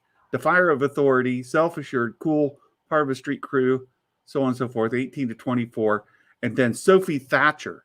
Mm-hmm. Sophie Thatcher, yeah, that was it. Mark put it in chat. Is Sophie Thatcher Hera, or is Sophie Thatcher somebody else? Interesting. How old is Sophie Thatcher? I don't know how she is right now. But yeah, she was cast as codenamed Drash. And then there was another character codenamed SCAD, and that was cast as let me see this guy's name. They have his name, Jordan Bolger. Jordan Bolger as SCAD, codename SCAD, and Sophie as and Sophie do these roles seem to line up with potential Rebel characters like Ezra or no? It doesn't look like that. A lot of when it first came out, a lot of people were thinking it might have been the brother and sister, but now the speculation is kind of spun towards perhaps Hera. Okay, interesting. Yeah. I had a funny interaction with Bespin today. I reported on his story yesterday, and it was like I was like trying to read on the Instagram, couldn't really see it too well on it. I took like a screenshot, and I was like reading it on the show, and I was like, okay, so they're going to Essex to film Cassian. I put out I texted a friend on the crew, was like, what's the deal? And then they wrote back, and they're like, oh, we're going to we're going to film underground in the water plant or whatever it was. And I was like, oh wow. So I go and I write Bespin, I'm like, hey, don't want to step on your toes because you were following this, you were doing this one. Just got it confirmed that they're filming in the underground water plant there.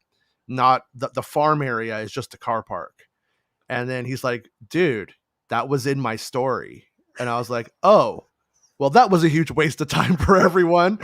But so once again, hats off to Bespin for rocking it. Like, he's the person I trust the most in all of this. So they're saying she's 21, Sophie.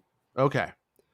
Yeah, and is that a little young for Hera? That's what they're saying. But then she's in makeup too, so it's like you put her in makeup, and if she acts mature, it's fine. Right. Paint her green, put some Leku on. Yeah. Right. Yeah. I wonder if they're gonna make them shorter to make it like easier, or for the actor, or if because she'll probably be flying a ship a lot, it doesn't matter. Because like with Ahsoka, they totally did. We talk about that before. With Ahsoka, they're like with Ahsoka's tentacles, if you will, are way shorter than they really should be than they were in Rebels, for instance. Right. So. Yeah, and Mike Porter is a good friend of ours, and I made a joke about it. So my birthday's coming up 2 weeks from yesterday, right? And I'll be 54. So Mike Porter is actually older than me. I remember we were talking about that on your show. That's right. Yeah, so he's older than Santa. That's spring chicken. That's right. That's right. And Mike supports everybody. He's everywhere. You find him on YouTube. Here he is on Jason Ward's show, commenting here. So he's like Sandy, gets everywhere. Yeah, I always appreciate having him around. Yeah. By the way, are you watching Loki? I am. I think it's okay. Yeah, he says first Loki was dope, and now Bad Batch. What a great week. Yeah, so here's my theory, which is probably not my theory. So I'm not going to say I own it, because that castle at the end, somebody asked day before yesterday, whose castle is that? And I was thinking about it, trying to come up with like a good answer. I'm not a big Marvel dude, so I don't know who else it could be, but I think it's probably going to be another Loki. Oh, well, that stands to reason. Like, because wouldn't, if you were Loki, and while we do have kind of our good Loki, an evil Loki would probably go and start the whole thing to control time and ascension, and then all of his variants he's offing. He's getting put into that thing, so that way he's the only Loki and his only real threat to himself as a narcissist. My favorite Loki is Alligator Loki. Alligator Loki is fantastic. Yeah. I really liked the rapport between old Loki, kid Loki, Alligator Loki, and Loki. Like in that episode, that was pretty fantastic. Yeah, I agree. Yeah. Like I said, I don't know anything about Marvel stuff for the most part. So me neither. I'm pretty much a normie when it comes to it. So I'm not getting too upset when I see things. Yeah, no, it actually makes it where when it blows my mind, it's just completely it's like a freebie. Yeah. Like Star Wars has the unfortunate side of like Jason has expectations, desires, wants, and needs. Whereas with Marvel, it's just like, what's up, girl? What are we talking about today? Okay, cool. And we just go there. It's a stop and chat, casual interaction that sometimes satisfies. So it's cool. You know? Oh, that's awesome. Yeah. Richie says that Crosshair played a big part in this episode. Yeah. I felt like this was kind of them being like, remember Crosshair and bringing it to a head in some way. At least I hope so. Yeah. Because it's so weird that it's, in a way, I have to question now, with as many episodes as there is if they're playing the Crosshair thing very hard, or is Crosshair just been regulated to being the villain of the series? You know what I mean? The one who just let them down. Because it's like, on the other hand, like, they're not really doing a back and forth too much either, which is, I think, could be notable, but might just be time. Well, and you said it earlier, like they never gave Crosshair the good guy moment. Like he never was a lovable member of the Bad Batch. Yeah. He was a grumpy, turd. And so, he turns evil. Okay, now he dies. Okay. I mean, sad, but okay. Yeah, I you know what's funny is when we very first met him, I was like, oh, this guy has the attitude. Okay, I kind of like this guy. I kind of like this one. And then it just kept going. I was like, oh no, this guy sucks. Yeah, very good. So yeah, homie was moving on the stretcher about the assassination attempt thing. Mm-hmm.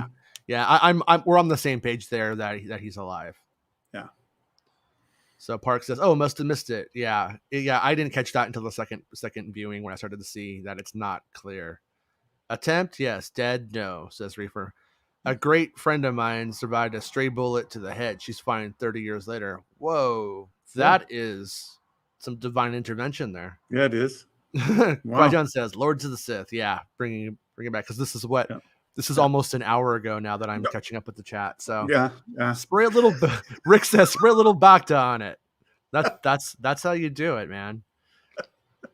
It is. You know what? One interesting thing. The Last Jedi, the Bacta suit. How come I didn't think of that earlier? Right? Like, let's dunk somebody in a tank and make them float, or let's put them in a suit of Bacta. I'm going to go with my in-universe explanation is you could buy the Costco Bacta by the bulk. And that's what the rebels are doing. They don't have a lot of money. Leia is a secret funded insurgency army against the First Order. It's not so bad. Things look a little chill there. They might have a hot tub. They might. I'm not saying that they do, but they might. Oh, so Reefer says the author of Lords of the Sith is a wanker, but the book is pretty fun, even though there's no real danger of Vader or the Emperor dying. It's a fun ride. So that book, I remember reading it, and like now I'm remembering it a lot more, and we were on the precipice of all of the new stuff hitting, and that was just where I felt like there couldn't have been a safer book now than this. And then when they mentioned Cham and like Clone Wars is canceled at the time and not going on, I'm just like, ooh, this is very frustrating to me. That's why I kind of, in a way, sort of pushed it down a little bit and just kind of forgot about it a little bit. But even knowing Hera might be in it, I cried when her and Chopper show up. Yeah, I was surprised her and Chopper were together even then. Yeah, early. Yeah. Which I'm all for it. I think it's good. I don't think it was bad, but that one was one where I was like, okay. I didn't expect that. Yeah. I kind of thought we would have saw her get Chopper later on when she got the ship and stuff like that, on some adventure. Right. Mr. Tyler says, hello there. Hey, Tyler, how's it going, dude? Hope you're doing well. So Reeferman says, to anyone hating on how Ta is dead, he's not. Boba Fett was eaten by a Sarlacc, and look at him now. I'm gonna say that Orn Frita, he has some padding. I should know. I could take a laser blast. So Mark says, will the imps track the weapons on Ryloth back to Sid after interrogating, torturing Chan and Hera's mom? I think the jig is up. Personally, what do you think, Santa? You think that's that's gonna unseat that? Because that feels a little safe. Well, that was for them. my concern about that episode title, Infestation or whatever. Yeah. That and it's probably because Mark put this thought in my head this morning that they could track it back to Sid, and then the infestation would be going back to the Ord Mantell. Mm-hmm. But I don't know. Yeah, I just love when Sid is like, all right, bandana, and all that kind of stuff. Like when she has those, I mean, it was a good idea to get the lady from Cheers and put her in the bar. I respect that. 100%. It was a great Rhea Perlman, right? Is that her name? Rhea Perlman. Yep. Yeah. She's great. Yeah, she's always been fantastic. She was married to Danny DeVito for years, if I remember right. Yes. Yep. So, all right. Rick James says Todd will be back with a Lobot cybernetic implant. Yeah, if I get my way, because he's such a cowardly sellout in every way, and like I hope like we kind of see him sort of rewarded for being a piece of crap, and then I hope he just has a really epic like ending. I hope they really like take him out, or Darth Vader just chokes him out or something like that, because he was, I mean, from the prequel era, he's in Palpatine's circles. Well, and somebody reminded me in that Lords of the Sith novel, Vader wants to choke him out. Like Vader's done with him. Like, dude, you're done. Yeah. And Palpatine actually intervenes. Yeah, I've been curious, like, as I was watching this season, I don't know, Star Wars at one time, like in the expanded universe, did make Palpatine essentially a racist human. Yeah. He only wanted humans. And then I think there was kind of the idea of, it's not like racism sucks. We don't want to make Palpatine like this reminder of something crappy. That's where I think they took it and they moved away from it.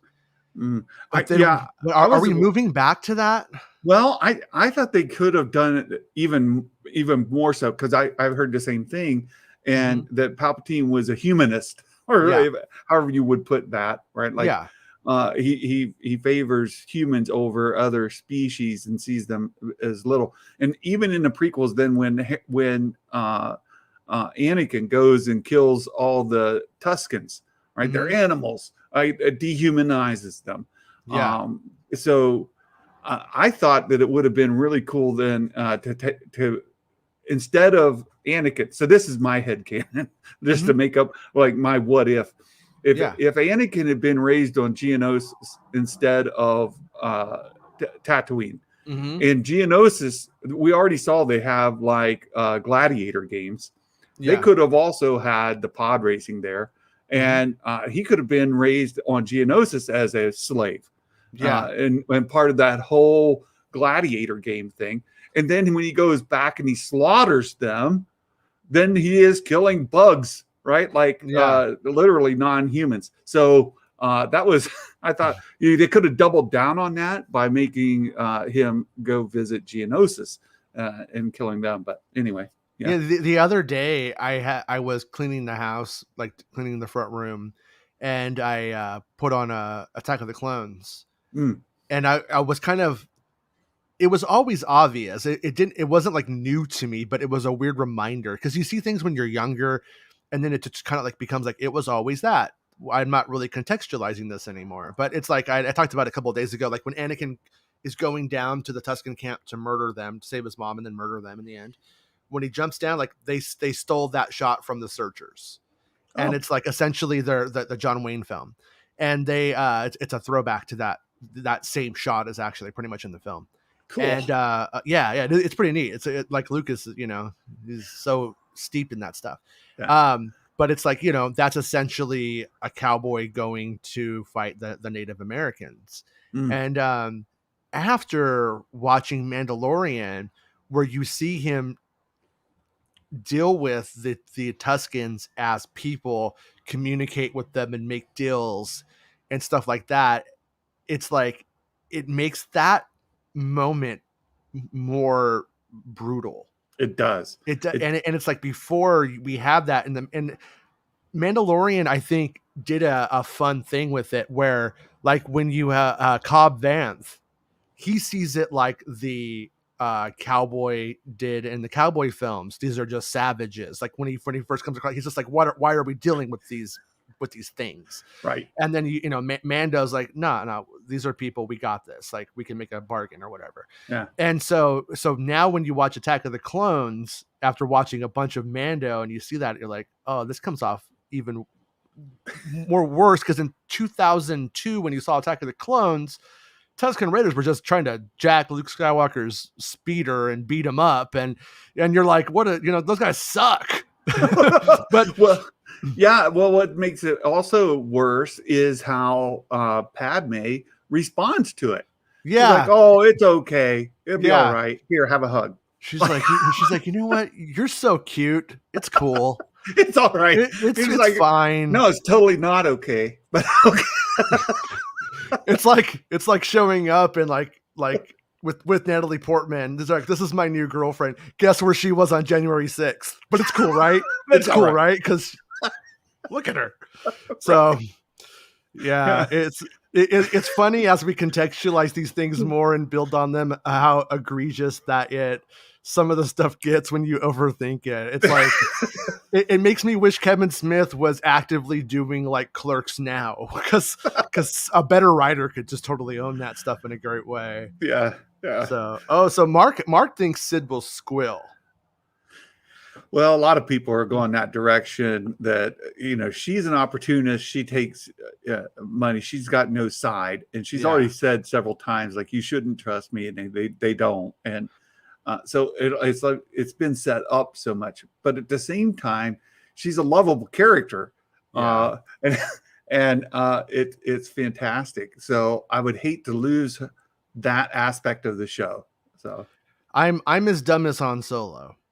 I always believe that my friends aren't going to do that. I'm an idiot. I will come out right out and say it.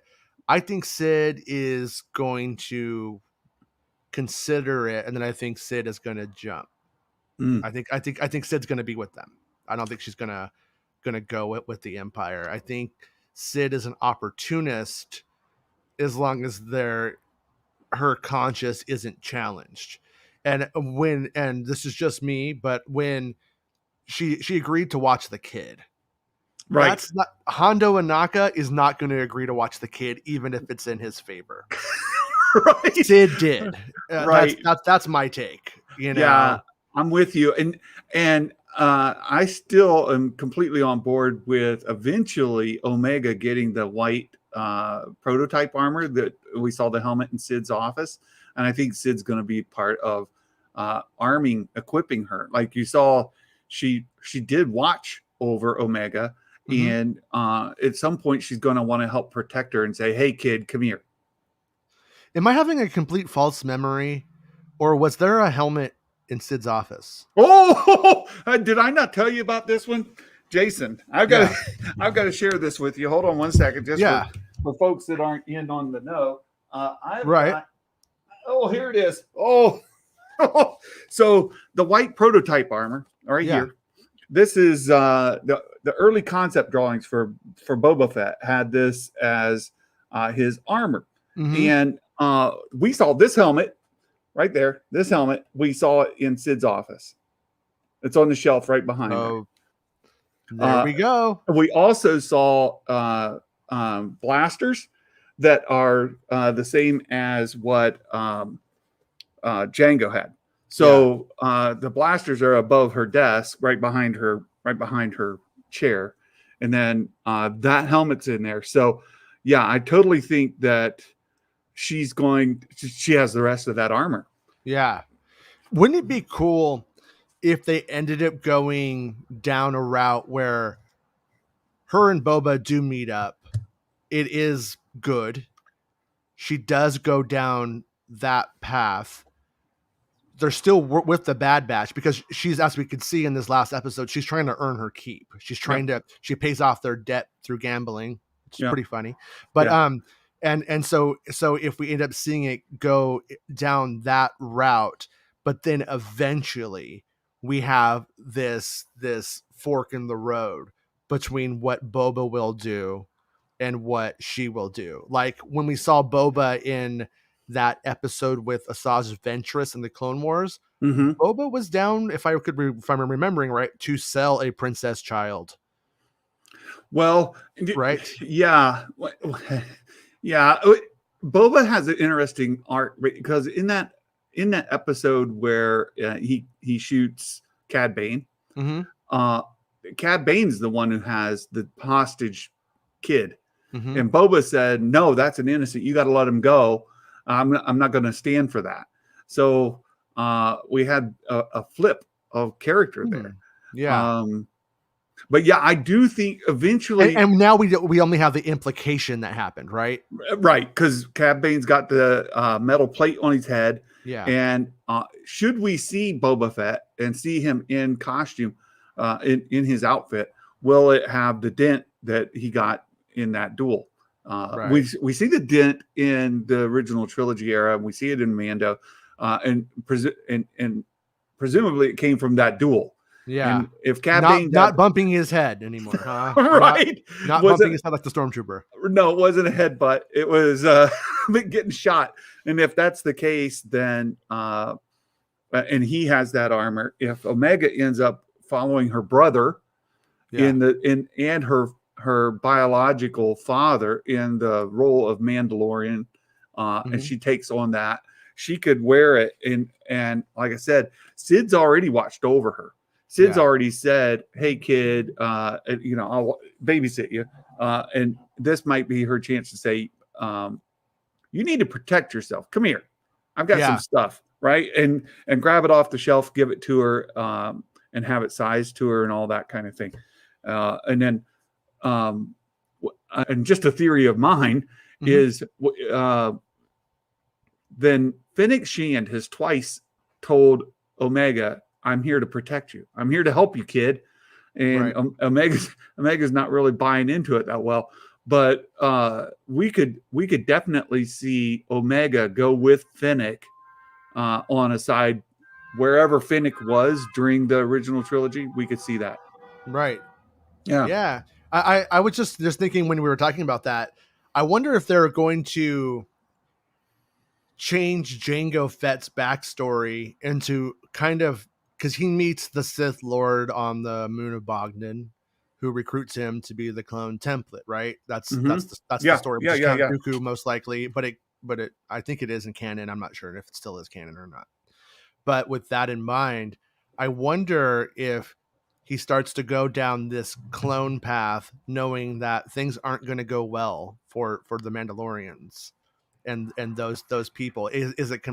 I wonder if they're going to change that and make it where that's where he was taking this. You know what I mean? Was he making offspring in that way to get pure Mandalorian, so to speak, in his eyes? But I want to see more from Jango now that since that season 2 of Mandalorian like reveal. I want more from Jango now. I want them to bring in that prequel component and jam it into this Disney era of stuff. And like, I want to see how the parts work. That would be interesting. And the other part of that, you bring up Jango and Boba were there with the, I was just reading the comment. Oh shoot. Again, Kaminoans, right? They were on Camino, and Boba was being raised there. We know now that Omega was there at the same time. We also know that Omega is very aware of the different cloning generations. Yeah, she seems to know most of all of Right. it. She knows about it, and seems to know about everybody. Exactly. And she knew their names, like in that first episode. You're this person, this person, this person. Yeah, Would she know that Boba? If she just saw him, say, "Oh, you're Boba Fett," yeah, and you're my brother. Well, she doesn't know that she is his sister. Well, I mean, Tech probably told her, but before that, she wouldn't have known. yeah. Well, And because if she didn't know all that about herself, she might have known about everybody else, right, and not known these things about herself, right? exactly, exactly. So that it's interesting. Would Boba? I don't think Boba knows that she exists, Yeah, but does she know he exists? right. Yeah, I mean, there's always a chance that he's going to find that out when they try to hire him to get her or something like that. Yeah, yeah, Yeah, I've seen the explanation, like, because I asked the question. I'm like, why don't they just go after Boba? Why don't they just hire Boba? If right, Boba wants to be like Django, he'd be like, sure, right, cool. Like, yeah, right. my dad did that. That's what I do. I'm a clone of him. That's what we do. We get paid. Yeah, And so he would. So why don't they do that? And so yeah, I have to think my there's all these explanations, but my explanation for that is that he's a fugitive. right. So you can't go and as a law abiding corporation go and hire a fugitive to be, it would make a conflict of interest or something like that. Because remember what he was doing during the Clone Wars and going to adult prison and stuff like that and breaking out and everything. Yeah. So it's Yeah, yeah. Well, and we saw Tech say that Boba Fett disappeared during the Clone Wars. Nobody Yeah. knows where he is. So fugitive fits. right. Absolutely. Totally.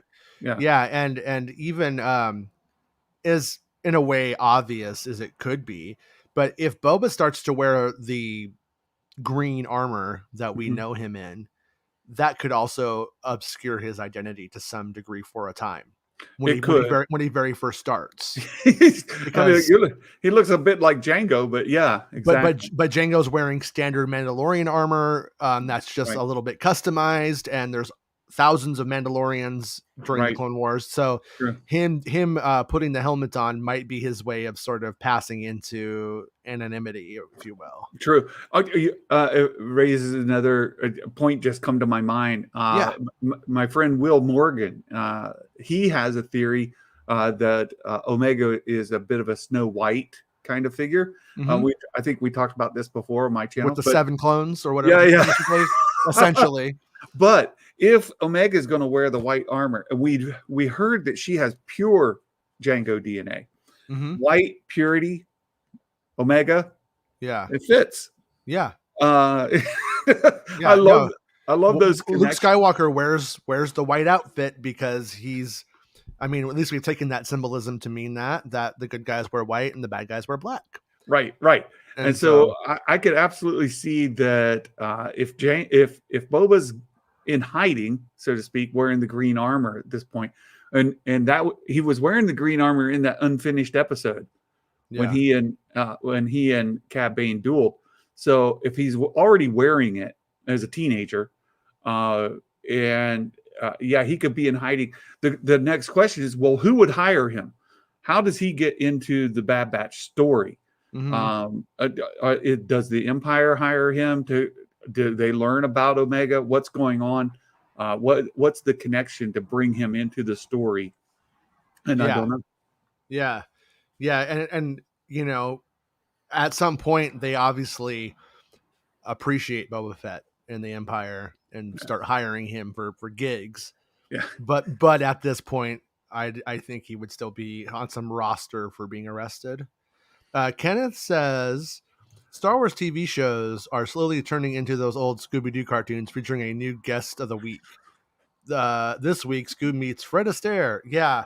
I will say, I think the most egregious time of that has passed, though.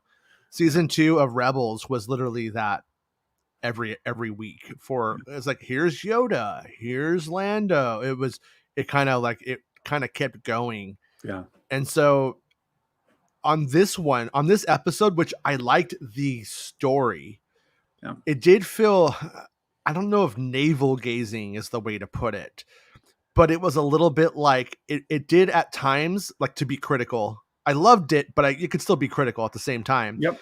It felt a little bit like, I love my characters so much. Look at how look, my two characters are meeting, and some of that stuff did feel a little bit fan fiction-y at times. Mm-hmm. I'm curious to see how this episode ages. How do I feel about this episode next week, next month, next year? That's a good question, because for me, it didn't really land that well. And I do feel like it was a little fan servicey. But at the same time, I think they're very aware of who they're writing these stories for. Right. They know it's the 40-year-old guys in order who are geeking out on this stuff. Yeah, so, well, they have that. I think they have this like sort of Twitter person who squills in mind that sticks in their brains, and that's who they talk about. Like when you hear the PR people talking and like what Filoni will reference and stuff like that, when they're just talking, that stuff sticks in their minds. And it's almost like they know when they could hit a chord with that, they think it resonates everywhere else though. So sometimes yes, but I don't think all the time. I think mostly no. That's the great question about how well would this episode age. For me, it didn't land as a 10, for sure not. It's maybe my least favorite of the season, but that's not to say that I didn't like it. Yeah, I really did like it, but I just didn't have it as a 10, right? I've got it down. Boba Fett for me was, or not Boba Fett, Cad Bane. Cad Bane was a 10. I got back down from there a little bit, right? Maybe a 7 for me. But yeah, like I wish that they had another series. People have been talking about What If because of the Marvel thing, and so I think that's why. Anyways, I don't want a What If Star Wars show. I wouldn't mind if there was just something like Star Wars anthologies, and it was just like an ongoing sort of irregular animated show using these art assets and this stuff that would just randomly tell a story. Like, here's what was going on with Cham Syndulla and Hera. Here's that story. Like, we're going to fill that one in with animation. Yeah. Like I wouldn't mind if they did that. So that way, this episode, for instance, would have had more focus towards the Bad Batch and doesn't feel like a detour. Yeah. I follow you. Oh, and by the way, like the other day, somebody asked me, they were like, hey, do you think we're going to see Seth Green's show? And like literally the next day, Seth Green was quoted in, I think, Hollywood Reporter, maybe, saying Disney has just no interest in putting it out on Disney Plus. And like I said, I knew quite a few people who had seen it in 2014, 15-ish, who were just like, these jokes are already like so dated. Oh, no. And so clearly they haven't got on dated. They haven't, so unless they want to throw money into it. At the same time, I do think it will eventually I do think these random questions that pop up and it keeps popping up, I think it'll get thrown into that. I don't know if it should go into the vintage line of stuff that they have on Disney Plus, but I think it'll get thrown somewhere in there. Yeah, I feel the same way. I mean, they're done. Yeah. And there's an interest. So there's an interest. It costs them nothing to go ahead and just upload them to the server. Yeah. Go ahead. Yeah. And the only thing that I could think of is maybe the animation's done, but maybe they're not truly done. Like, you know what I mean? Like maybe like the sound hasn't been mastered and mixed and it would require actually, but I don't know to what degree they were finished, but they were enough that I know people who've seen them screened in the theater at Lucas, or at the Presidio. Yeah. So anyways, but I understand where you're coming from, Kenneth. Totally. Like I don't like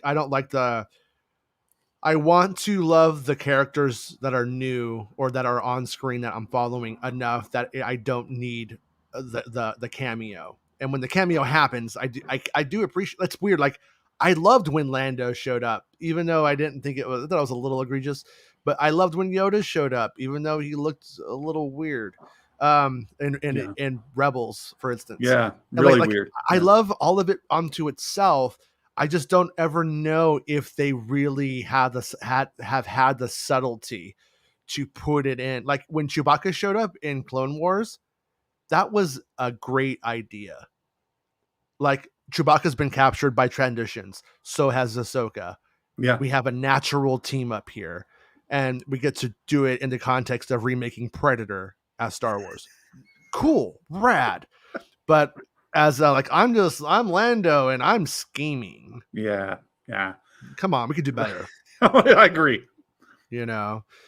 So I hope we're not keeping you too long. We're getting near the end of the show now. I just realized it's been an hour and 54 minutes. Yeah, we're getting close. We're getting close. Okay, we got about 5 more minutes. Okay, yeah, we'll get to the end of the chat here. Well, it's 4:20, time to get ready for work. Have a good one, man. Stay cool and don't drive. Ducky says, cut it out, Riverman Reviews. Her accent is obviously her clone enhancement. She can't help it. Yeah, that was the other thing was Hera's accent was much more pronounced as a child. Oh, yeah. Yeah, and I associated with, I've got relatives from Appalachia. Yeah. And they've moved out for careers and things like that. And the accent tends to die down. But if they go back to West Virginia, pick it right back up. Yeah, it comes right back. So yeah, it could be the same sort of thing with Hera. Like she's got this thick accent now. Yeah. It kind of ebbs and flows as she's around. Yeah, I think it's I thought it was fine. I was kind of curious if there was going to be a lot of pushback on that or not, but it makes you invincible. You look at all F9 memes. Okay, I'm lost, but I'll go me with too. It. Okay, I have to actually leave for work now. Everybody have a great day. All right, dude. Have a good day at work, dude. And then let me see what is Mr. Cham is the main character in Lords of the Sith. Yeah. And like I said, it at the time made me really kind of frustrated because I wanted to see the Clone Wars finish, but I could probably read it more reasoned now, and maybe it's worth going back to. Well, it's not out of Park Outdoors says, well, it's not out of possibility for the Bad Batch to have an odd or anticlimactic standalone finale for season 1. No, it's completely not. I mean, I do hope it culminates in something though. That's because, like I said, it's not an anthology show, even though the last episode had those characteristics. Ducky Memo says Crosshairs had a stereotypical evil voice. You knew he was going to be the villain from the first 5 minutes. Yeah, at the same time they were playing on so many action hero tropes at the time. I thought, well, maybe not, maybe not, but yeah. So he says, maybe Ballast is disguised as Hazard. Right, that goes to the him being a mole kind of thing, right? Right. Yeah, and he says Ballast is going to be a mole, says Mr. Hamilton. So, yeah, let me see. Do we have any? So there's another question at the bottom that leads me to a different question. Asks about the Mando 3 details. There's been some traction over the last day or so on the Book of Boba Fett having Din Djarin, and it goes to seeing Pablo on set during the filming, that he was there reportedly for a number of days. Right. So if Pablo was on set, Din Djarin was part of the cast. Also, with the crew shirts having the Grogu logo on them, things like that. Grogu and Din Djarin in the Book of Boba Fett, and the reuniting of Grogu back to Din Djarin so quickly. Yeah. Now I have been saying this for about a year now, that it was last August, I think there was an interview Kathleen Kennedy did that got a bunch of noise over something else that she said. But if you actually read the rest of the interview, it's in the direct, I believe. She mentions that she just talked to Jon Favreau a couple days before, and that he said that the storyline was basically built on the movie Paper Moon. And she hadn't really thought about it, but after he said that and they were talking it, that she totally saw it. So me being curious, went and watched Paper Moon. I'd never seen it before.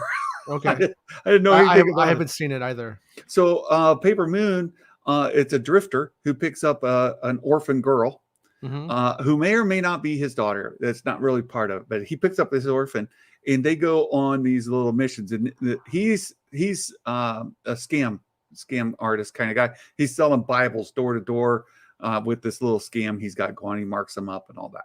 Okay. Well, as they go on these adventures and they get chased out of towns and these other things, they start to form a relationship, a father-daughter kind of relationship.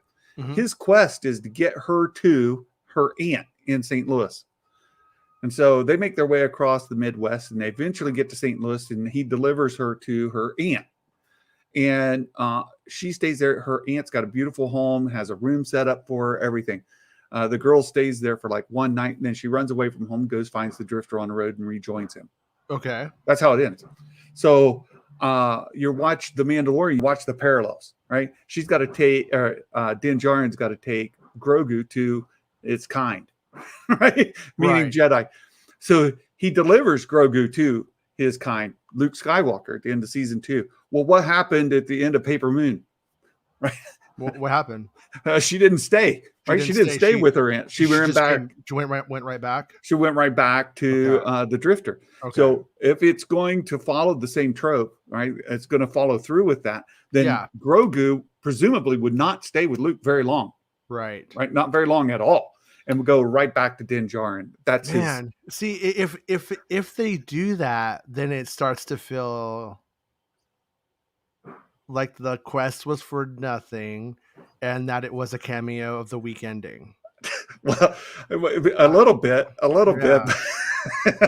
And Mark Hamilton's giving me a hard time again. But anyway, that was in there, and I watched the movie, and that's how it ends, with her leaving her family to rejoin the Drifter. Yeah. And I could totally see, because she had made that father-daughter connection, right? Yeah. Well, Grogu has made that father-son connection to Din Djarin, and while he's returned to his kind, his people, his family, to follow the parallel, he shouldn't.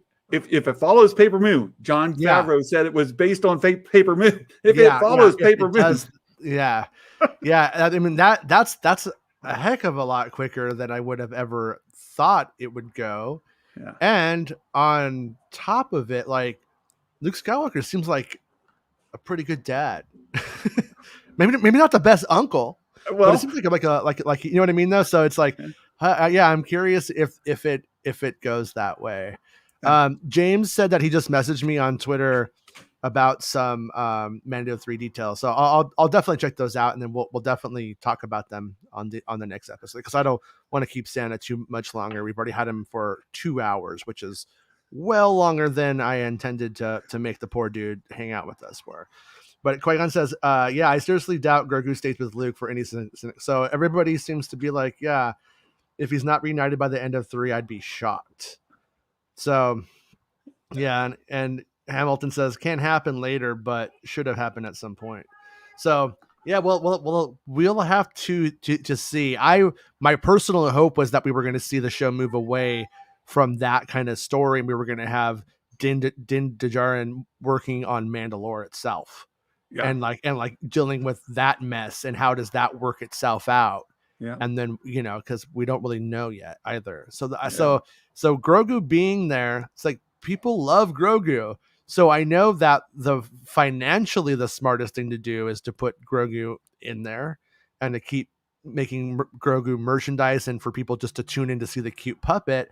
At the same time, I feel like, you run the I don't know, the Steve Urkel kind of problem of, at some point it's not going to be cute anymore. It's like it's going to run its course at some point, and the best choice in my mind would have been to have removed Grogu now that he's a hit and they've told a successful story, to leave well enough alone and then bring him back in with a great idea, but let it breathe. Because you would have thought they would have made 15 Gremlins movies, but they only made 2. We'll see. Paper Moon. I'm just saying. I'm gonna watch it. No. And I think that what you're saying there is completely like, whoa, okay. And is Paper Moon streaming anywhere that or was it? Did you I found it on Pluto TV, which is a free, TV? And you got to watch commercials and all that in it. Okay. And it's in the 70s section. Okay. hard to Yeah, so find, but Pluto. that's where I found it. Okay, Pluto. no, rad. No, I'm gonna watch it because now that you mention it, I want to check it out. So Yeah. it's good. Yeah, always good to have Star Wars new movies to watch with a Star Wars angle for it. But I want to thank you for coming on today, Zan, and hanging out for 2 hours. And you're always welcome whenever you feel like coming back on and talking about something is fascinating to you. We don't have to keep you for the full 2 hours every time, obviously, but you know, always love chatting with you. It's my second time hanging out with you, and if there were no restrictions on life, I could do it for another 2 hours. You know, Jason, I've enjoyed getting to meet you, and you know, I got to know you before I was anybody.